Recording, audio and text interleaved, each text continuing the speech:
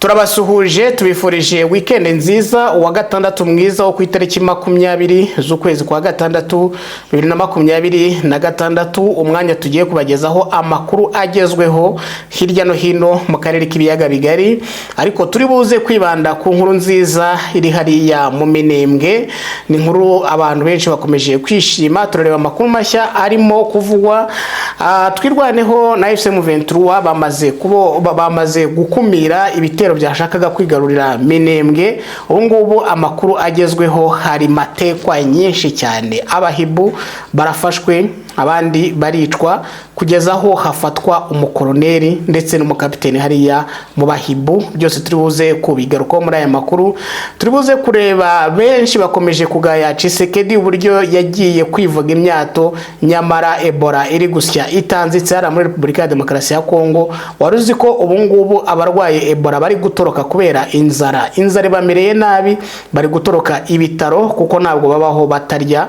Igihugu kitabasha kwita rero ku barwaye Ebola, bakaba batoroka bakajya mu bandi baturage. Ibyo ni byo abantu benshi bakomeje kugenda bibaza.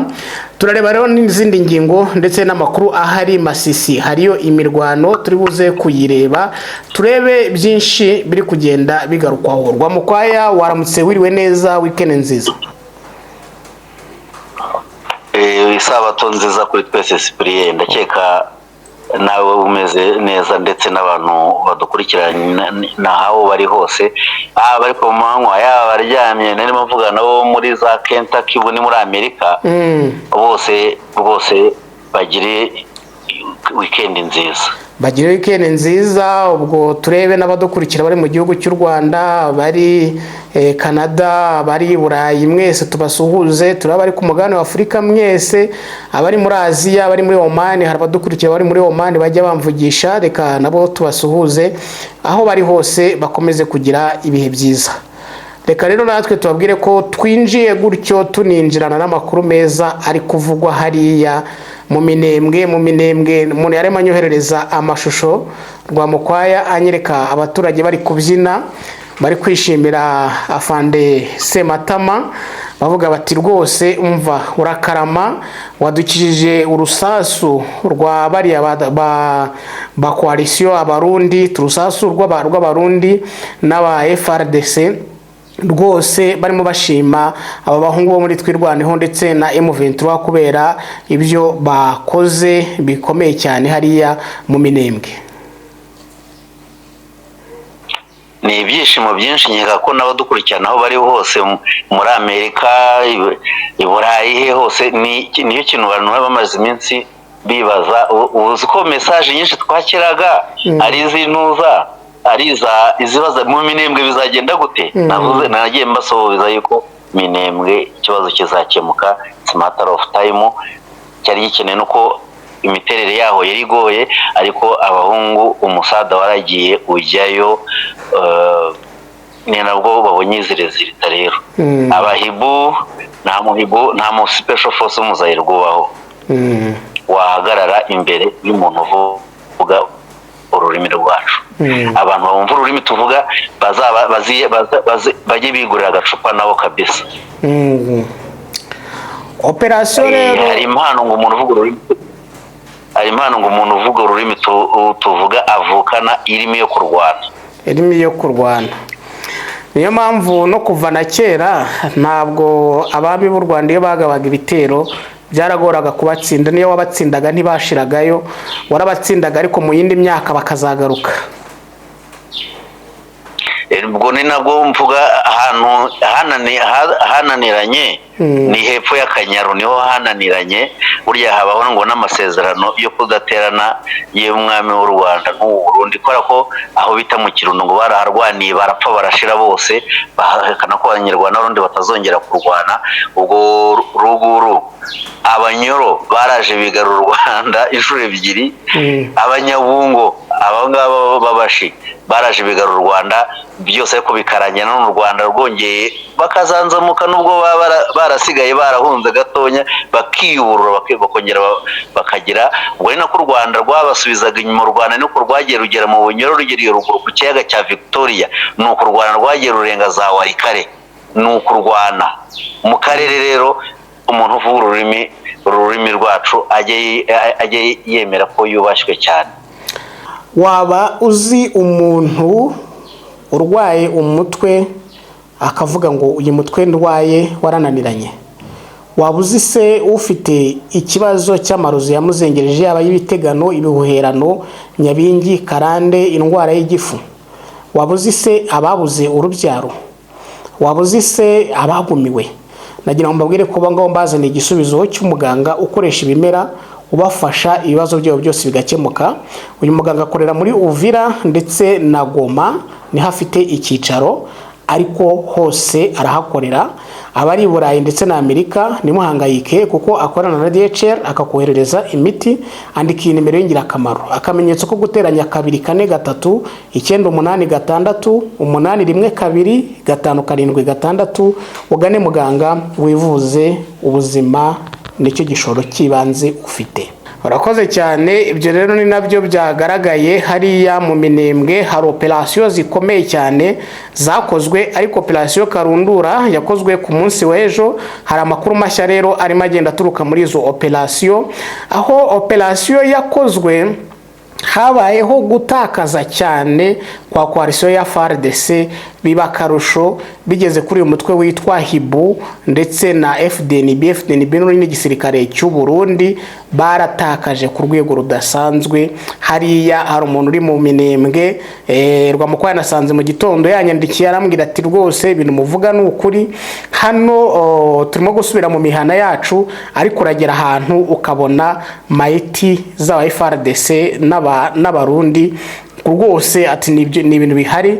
Ati hariho nabo bigaragara ko batari bagashize mu mwuka, ariko bakabata kubera ko babonye ko batazakira.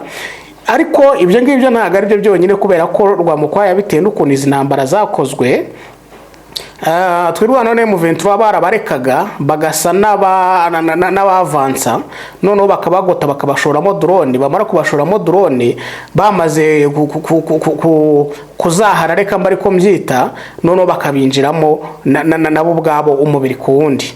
Hari rero bagiye bafatwa amatekwa cyane. Kuri ubu hari kubarurwa ngo abahibu 70 bafashwe matekwa na twirwaneho na M23, bakaba bafatanywe n'imbunda zabo ndetse n'ibikoresho byabo byose.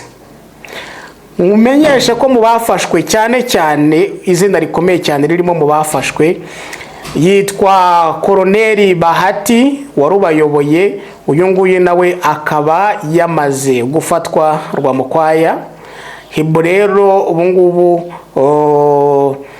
iziherereye muri Baraka ngo harimo barazibwira ngo mujye gutanga umusanzu muri Minembwe, mu musada muri Minembwe, zikabwira ziti vuga uvuye aho. Bamaze kubuka, bamaze gutinya. Ayo niyo makuru ari guturuka ara mu Minembwe ya mbere. Nagira ngo Rwamukwaya Koloneli Bahati waruyoboye abahibu hara mu Minembwe yacakiwe. Hari n'umukapiteni ndumva niba ari u Burundi nayo wacakiwe. Noneho abahibu bari Baraka babutse banze kujya gutanga umusada hariya. Ikibazo cya Minembwe ubu ntigikemutse, ahubwo ni wagikemuye uyu munsi mu cyumweru kimwe.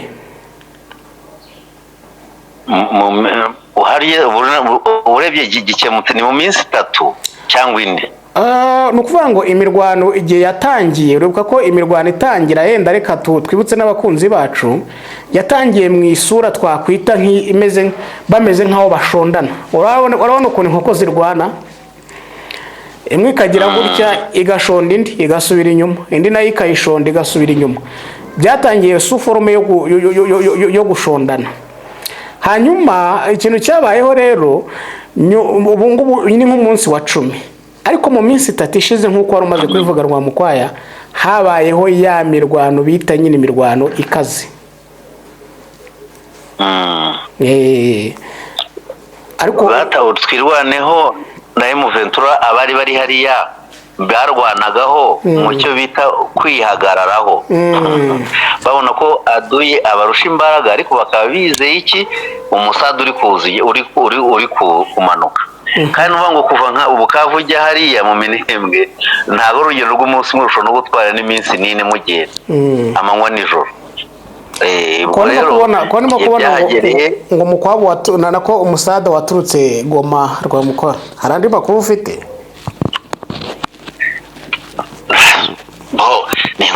buriya ku mihanda yaba ari Goma yaba ari Bukavu hose ni M23 nuko ubwo bahita banashyushya nyine ku mbuga nkoranyambaga. Impamvu tuba tugomba guhereza abantu amakuru. Ubu tubona babandi ba leta bo bahita bavuga ngo nta n'u Rwanda wabibonye kandi ngo ntabwo babashije kwigiza bakarema agatima abantu bo hirya ngo ntabwo ni imirwano ikomeye nubwo haje ngo drone ngo zo mu Rwanda ngo zire zizenguruka mu kiri ngo zajya barashe ariko ngo barakihagazeho muri mine yababawe. Wabibonye imicogo by'abayanditse aba ari message nyine zo kurema agatima abantu ariko barabizi neza ko baba batsinzwe. Ubwo rero ikindi cyabaye tekereza kurwana ukarwana n'abantu barenga 7,000 kandi urabizi ko bari bakeya ariko ntabwo wakwirengagiza ko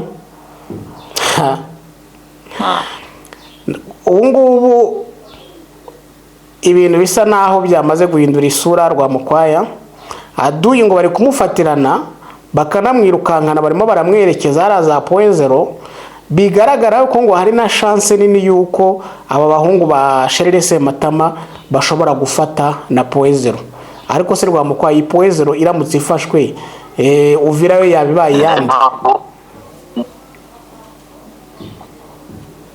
Mu kiganiro cyashize twababwiye n'uburyo batangiye guhungisha ibikoresho imbunda ziremereye bari kuzijyana Fizi wo kuzihungisha mu Kongo.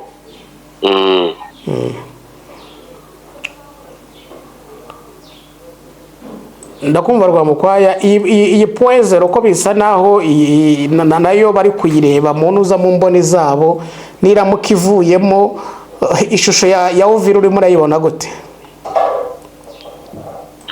Bo sinabo ngo Uvira bizaterwa n'imyitwarire yawo.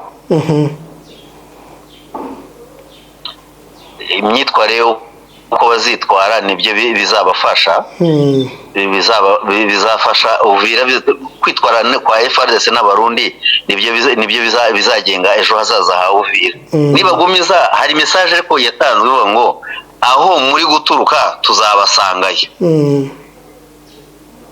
Ubwo rero Uvira iyo message nayo irayireba kuko ni kuvuga ngo niho byose baturuka nibakomeza gutera iyo baturutse Uvira nayo izaraswaho. Ariko nibiyakira bagumiza gutyo ntibagumize gucokoza siyo ko bigoranye senze ngo leta iziyakire n'ibiragoye.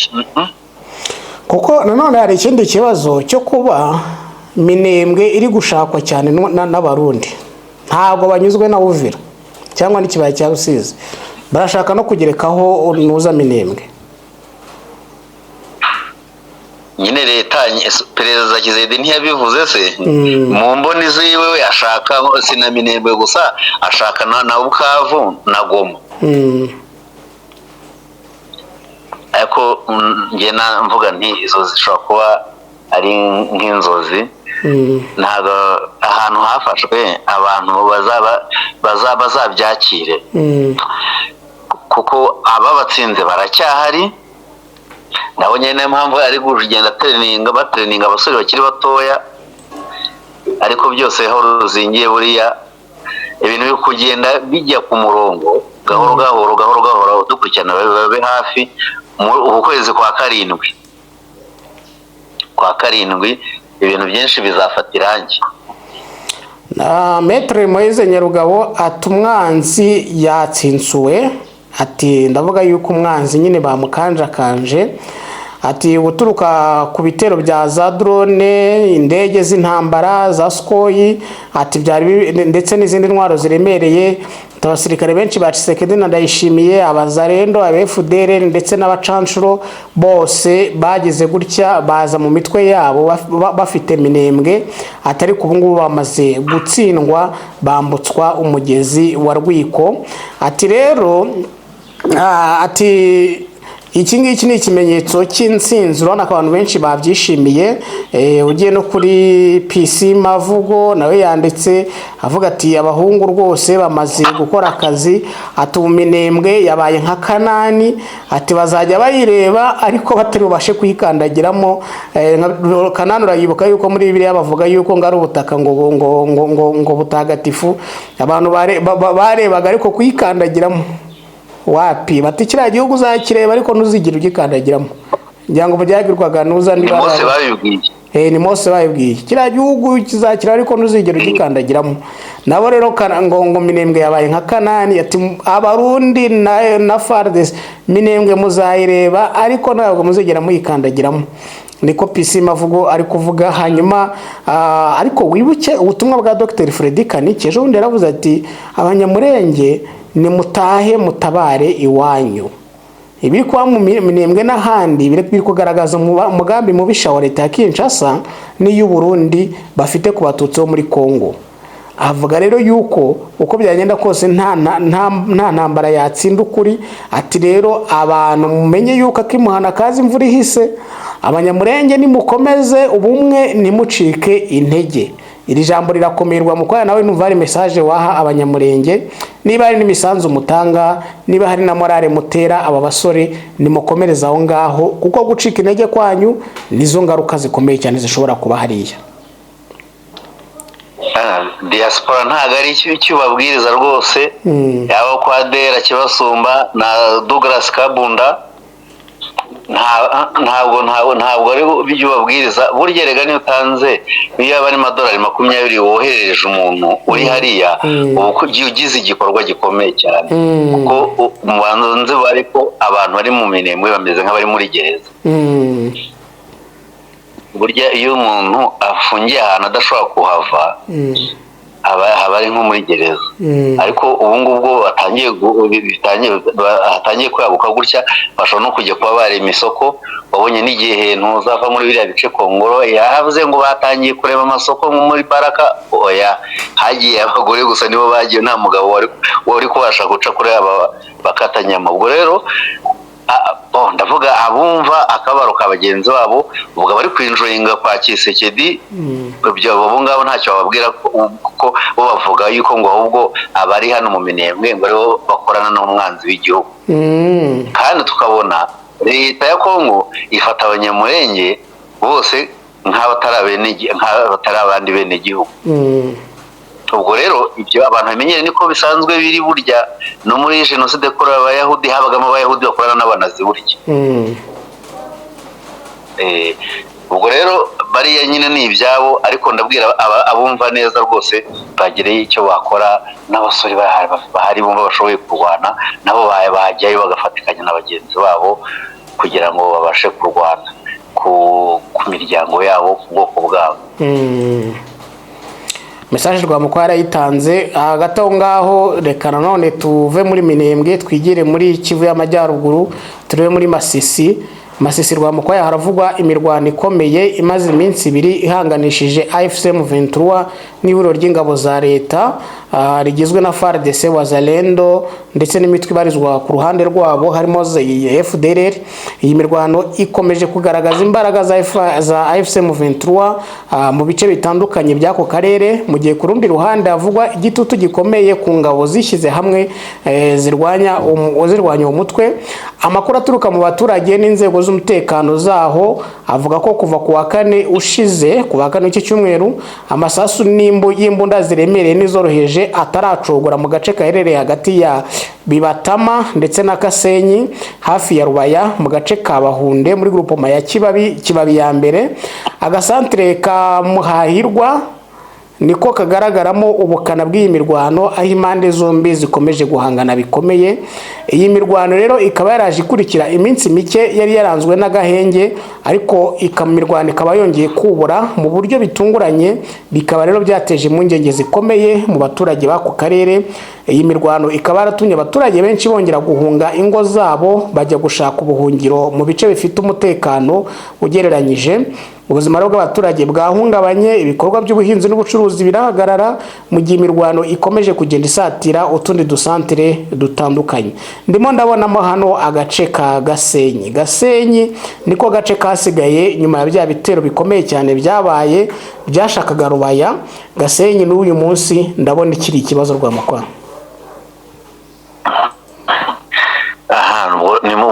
Ni bo bari kwa avansa bagana muhehe, bagana muri ntuza muri Warikare.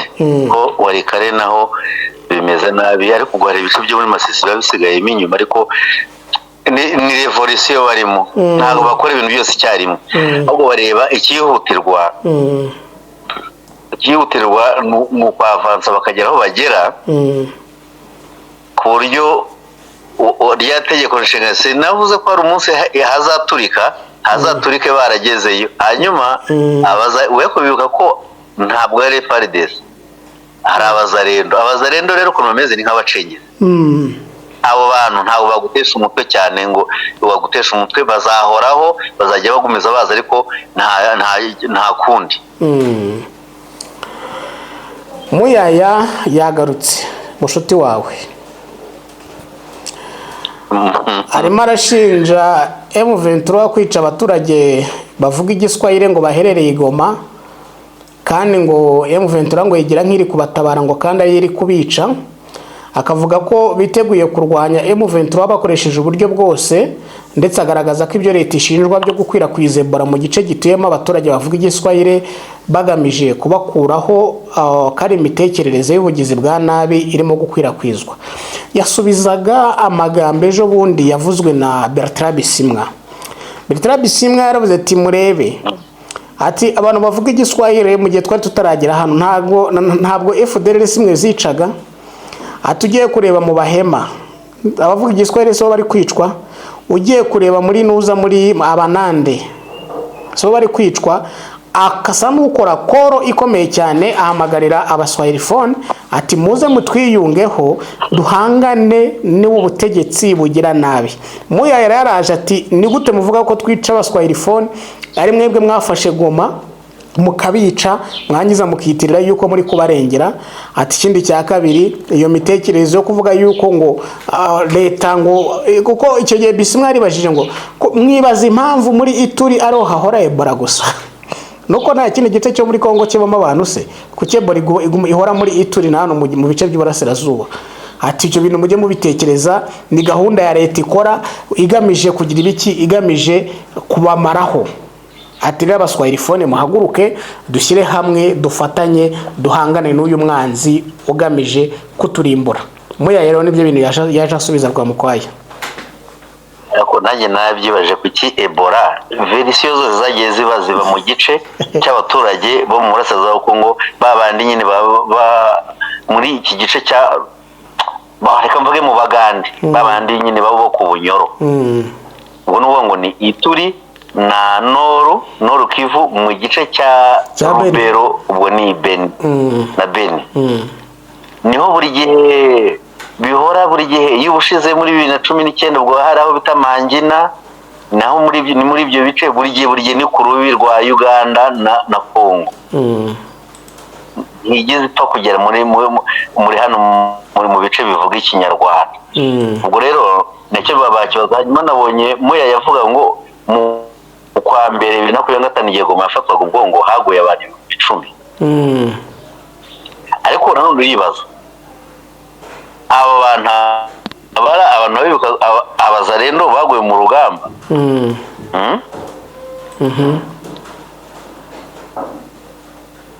Berekane ko kubw'amahirwe Goma yafashwe ndimo nzi byinshi, nabonye byinshi, imirambo nasanze yuze ku muhanda yari y'abantu bambaye teni, abazarendo bikusanyaga bakarwana n'abaturage b'abasivile. Rega abantu byibuke, malgré tout iyo umuntu umuhaye imbunda ari umuturage nta technique de combat nabonaga imirambo myinshi bagiye bagwa muri rompowe. Wibaza rero umuntu umusirikare ubwo ari kurwana muri rompowe wakwibaza ntabwo byumvikana.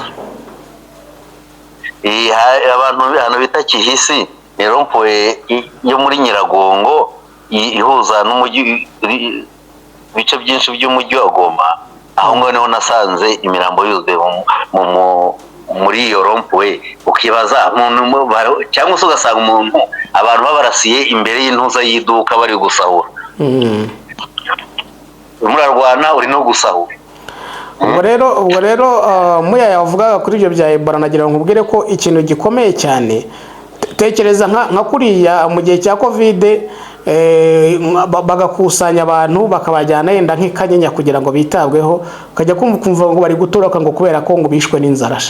Muri Kongo ibintu birimo kubaho, abarwayi ba Ebola bari gutoroka ikigo bafashirizwamo kubera ko ngo ibitaro bidafite ubushobozi bwo kubagaburira. Inzara igiye kubica, umuntu urwaye Ebola agahita atoroka, reba abantu ari buhita ahura nabo, ibiki byose.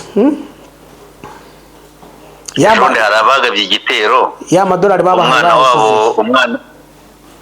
harabagabye igitero biba umwana wabo wari wagaragayeho Ebola, baramuzana, none mu muryango bapfiriye rimwe, harokotse umwana umwe w'umuhungu. Nkanyumvira.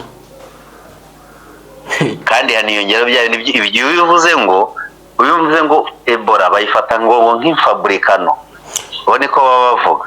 Ariko nuza nawe ejo bundi yakoresheje langage wakumva mu bundi buryo, Bertrand Bisimwa kuvuga ngo Kongo ngo ngiragenda gigafabrika ngo Ebola ikaze ngo kukitera hano gusa, biriya nabyo bishobora kuba byagumura abantu bakumva ko hari igihuha, kandi siko bimeze. Abantu nyine bumva ko nyine irafaburitse, ni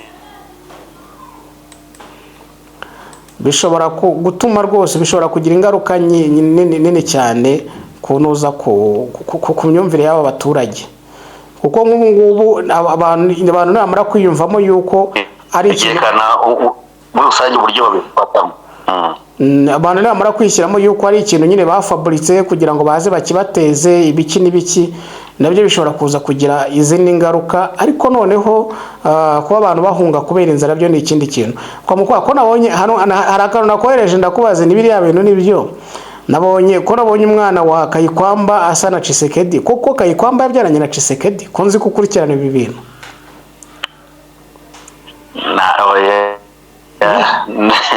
Nose umwana wamubonye ifoto wabonye ariyo? Sinayikweretse se, barimo bareba umukino w'igikombe cy'isi.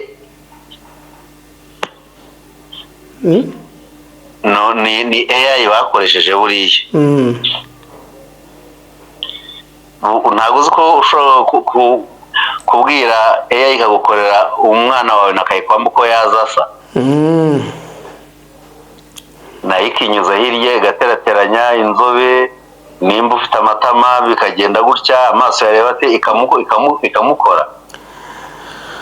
Ubwo kari agaciyemo abantu nyine bari bujye muri comment nabo batubwire, ndizera ko amafoto bayabonye. Bivuga ko Kayikwamba yabyaranye n'umugabo bamenyanye ubwo yabaga i Kigali, ni umunyarwanda, niyo mpamvu ngo bamuhisha.